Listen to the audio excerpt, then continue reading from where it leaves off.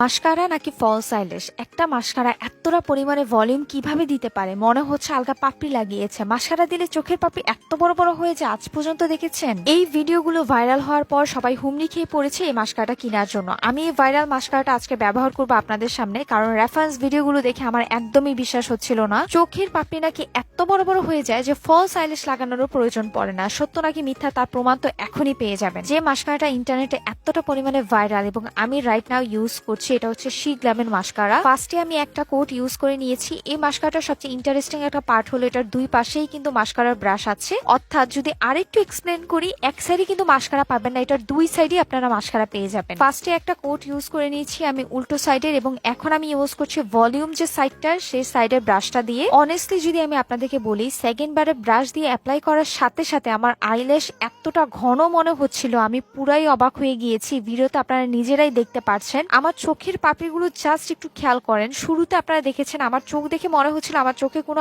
আইল্যাশই নেই, আর এখন চোখ দেখে মনে হচ্ছে কত বড় ঘন ঘন আইল্যাশ আছে আমার। মাস্কারাটা কিন্তু আমি কোনো 4-5 লেয়ার অ্যাপ্লাই করিনি, আপনারা নিজেরা দেখেছেন। তারপর আমার চোখের পাপড়িগুলো কি পরিমাণে লম্বা এবং ঘন লাগছে। শি গ্ল্যামের প্রোডাক্টস এর উপর আমি এমনিতেও ফ্যান, আর এখন শি গ্ল্যামের মাস্কারাটা ইউজ করে আমি লিটারালি এটার ফ্যান হয়ে গেলাম। একটাই বলবো, বেস্ট বেস্ট বেস্ট এক কথায় মাস্কারাটা আমি নিয়েছি অ্যাভেলেবল পেজ থেকে। প্লিজ কেউ মিস করো না। নতুন ভিডিও পেতে আমার পেজটাকে ফলো করবে। টাটা।